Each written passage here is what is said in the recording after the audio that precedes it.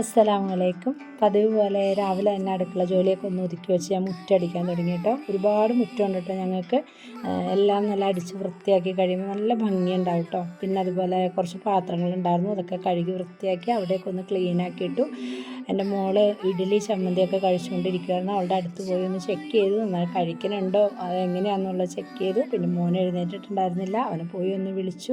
പിന്നെ എൻ്റെ മക്കളുടെ ഒരു കാര്യം എന്ന് വെച്ചാൽ എത്ര തണുപ്പായാലും എത്ര മഴയാണെങ്കിലും അവരൊരു തവണ വിളിച്ചു കഴിയുമ്പോൾ അവർ എഴുന്നേൽക്കും കേട്ടോ. അതൊരു നല്ലൊരു കാര്യം തന്നെയാണ്. പിന്നെ കൈയോടെ തന്നെ ഞാൻ ആ ബെഡ്ഷീറ്റൊക്കെ ഒന്ന് കുടഞ്ഞ് നിവർത്തി വിരിച്ച് ആ റൂം ഒന്ന് വൃത്തിയാക്കി ഇടും കേട്ടോ. എനിക്കത് ഭയങ്കര നിർബന്ധമുള്ളൊരു കാര്യമാണ്. എൻ്റെ റൂം, ബെഡ്ഷീറ്റ്, തലയണ ഇതെല്ലാം വൃത്തിയായിട്ട് എന്നും ഇരിക്കണം. ഉടഞ്ഞിങ്ങനെ ചവിട്ടി കൂട്ടി അതൊന്നും എനിക്ക് ഇഷ്ടമില്ല കേട്ടോ. ഞാൻ എല്ലാ റൂമും അങ്ങനെ തന്നെയാണ് സൂക്ഷിക്കാറ്. ബെഡ്ഷീറ്റ്, തലയണ ഇതെല്ലാം എല്ലാ തിങ്കളാഴ്ചകളിലും ഞാനത് കഴുകും. പിന്നെ മുഷിഞ്ഞാൽ തന്നെ അതിൻ്റെ ഇട ദിവസങ്ങളിലെല്ലാം ഞാൻ കഴുകും. അതൊക്കെ എൻ്റെ ഒരു നിർബന്ധങ്ങളിൽ ഒന്നാണ് കേട്ടോ. വൃത്തിയായിട്ട് ഇരിക്കണം എന്ന് എനിക്ക് ഭയങ്കര ഇഷ്ടമാണ്. പിന്നെ ഞാൻ അടിച്ചു വാരി ഒന്ന് ക്ലീൻ ആക്കിയിട്ട് 3 റൂമും മാത്രം കേട്ടോ. രാവിലെ തന്നെ കുട്ടികൾ പോകുന്നതിന് മുൻപ്, അതിന് ശേഷം അവർ പോയി കഴിഞ്ഞാലാണ് ബാക്കിയുള്ള ഭാഗങ്ങളൊക്കെ ഞാൻ അടിച്ച് വൃത്തിയാക്കുക.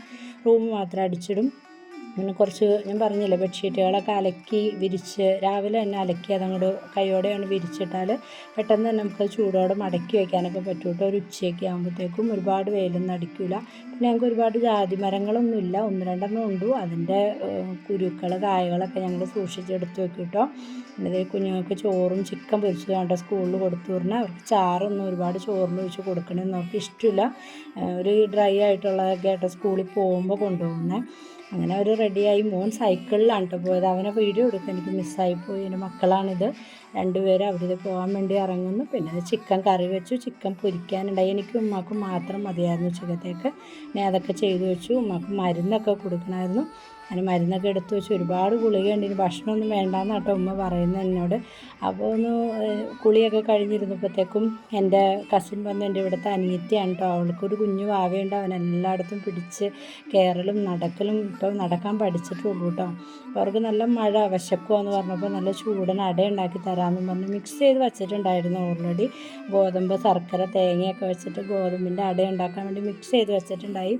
അപ്പോൾ ഇടന്നല ഞങ്ങൾ വേഗം പൊട്ടിച്ച് നല്ല ചൂടോടെ അട ഉണ്ടാക്കി കൊടുക്കാമെന്ന് വിചാരിച്ചു. മക്കൾക്കും ഉണ്ടാക്കാം, അതിൻ്റെ കൂടെ ഇവർക്കും കൂടി കൊടുക്കാമെന്ന് വെച്ചുകൊണ്ട് അവനെല്ലാം എത്തി പിടിക്കാനൊക്കെ നോക്കാം. അവനപ്പോൾ ഞാൻ തണ്ണിമത്തം മുറിക്കാൻ കേട്ടോ. അതിൻ്റെ കളറൊക്കെ കണ്ടിട്ട് അവനത് എക്സൈറ്റഡ് ആയിട്ട് അത് കയ്യെത്തി പിടിക്കാൻ നോക്കണേയാണ്. അപ്പം ചെറുതായിട്ട് കട്ട് ചെയ്തപ്പോൾ എൻ്റെ അനിയത്തി പറയുന്നുണ്ട്, കട്ട് ചെയ്യുന്ന കാണുമ്പോൾ തന്നെ തിന്നാൻ തോന്നിക്കാന്നൊക്കെ പറയുന്നുണ്ട്. എല്ലാവരും കൂടി ഞങ്ങൾ തണ്ണിമത്തനൊക്കെ ചെറുതായിട്ട് കട്ട് ചെയ്തതൊക്കെ കഴിച്ചു. അപ്പോൾ ആ സമയം കൊണ്ട് അടയൊക്കെ നന്നായിട്ട് വെന്തു കേട്ടോ.